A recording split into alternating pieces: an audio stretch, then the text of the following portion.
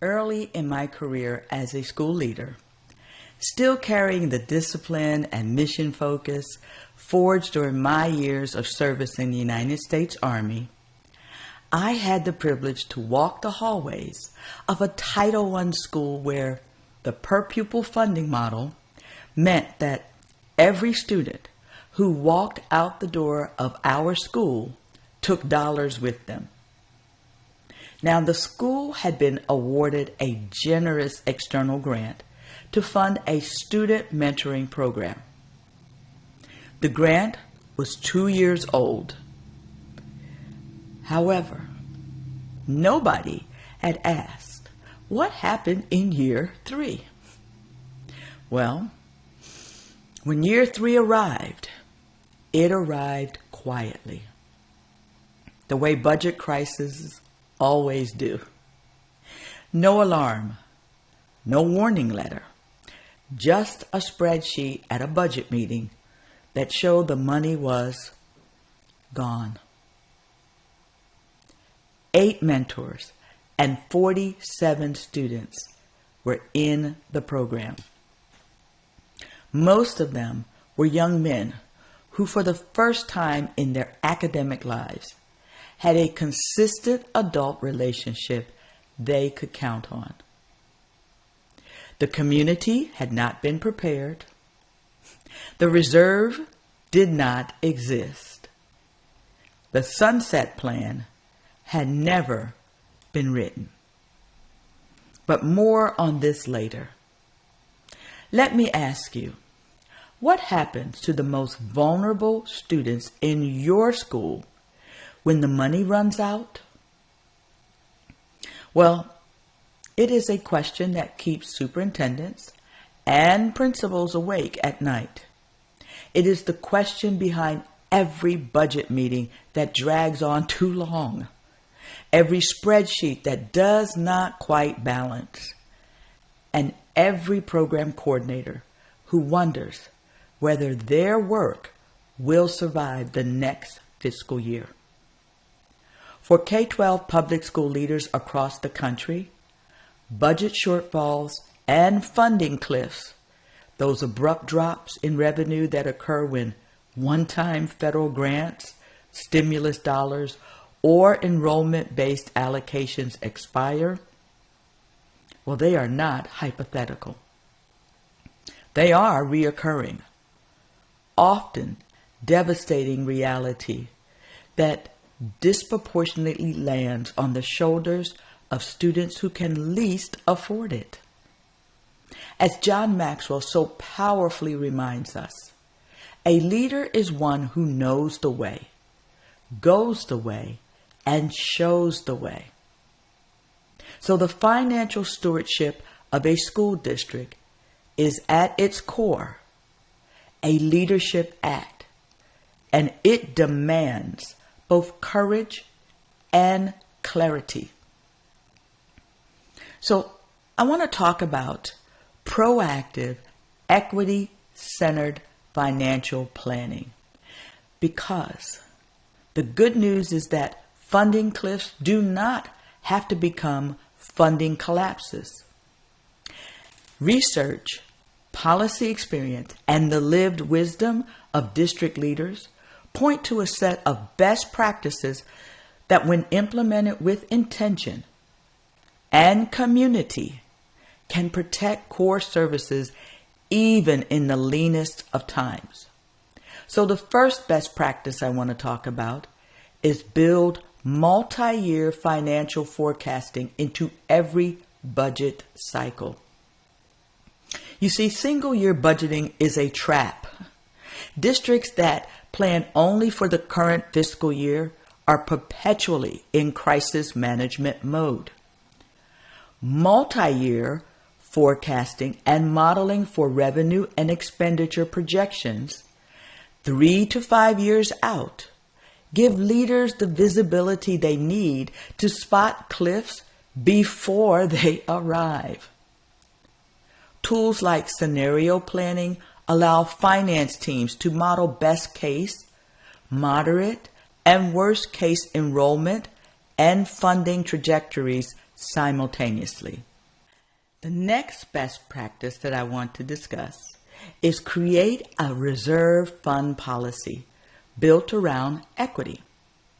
The Government Finance Officers Association, also known as GFOA, recommends that governmental entities maintain a minimum unassigned general fund reserve of at least 2 months of operating revenues or expenditures. Yet, many districts, especially those serving high-poverty Title I communities, operate with reserves well below this threshold. An equity-centered reserve policy intentionally shields programs serving students with disabilities, English language learners, and low-income populations from being the first line of cuts. The third best practice is to map every federal and state grant to a sunset date.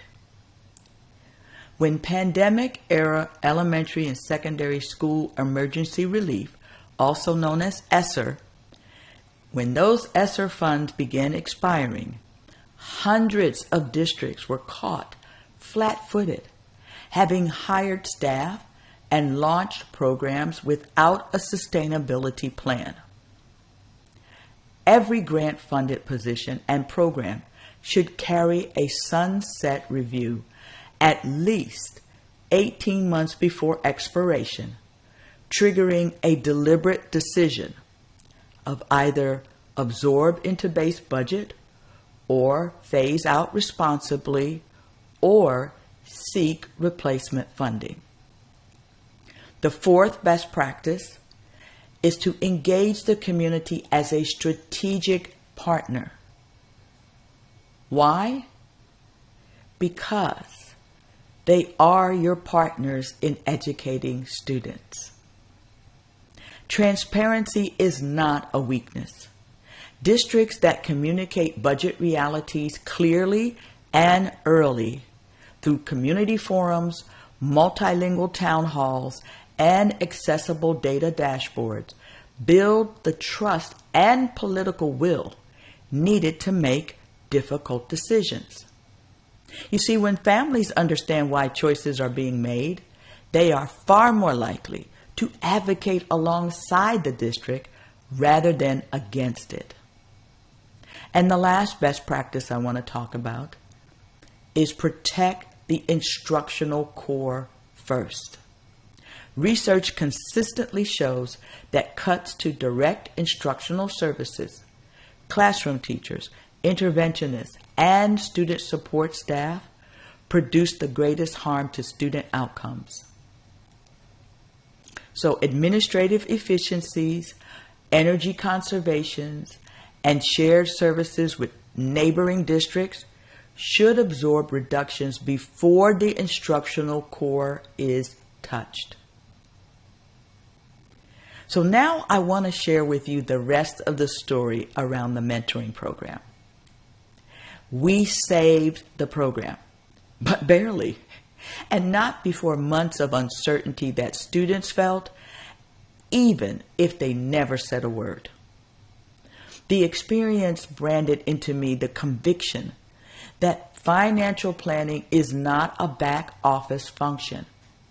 It is a moral act, because on the other side of every line item is a child who is counting on us to know the way, go the way, and show the way. So, here is your challenge, school leader. Pull out your current budget. Find every grant-funded position or program. Look at the expiration date. Ask yourself, do you have an 18-month plan? Do your community members understand where the district stands financially? Is your reserve fund large enough to protect your most vulnerable students when the next cliff appears? Financial planning in K-12 public schools is not glamorous work. It does not make headlines the way a ribbon-cutting ceremony does, but it is the work that determines whether the program you launch with celebration survives long enough to change a child's life. As I wrote in You're in the Leadership Chair, Now What? Leadership is not just about the moment you step into the role. It is about the stewardship decisions you make every single day that nobody is watching. The students who are most impacted by budget shortfalls are counting on you to do this work, not reactively, but strategically, transparently, and with their futures firmly at the center of every decision you make. So, what is the one financial planning practice your district could begin implementing this month to protect your most vulnerable students before the next funding cliff arrives?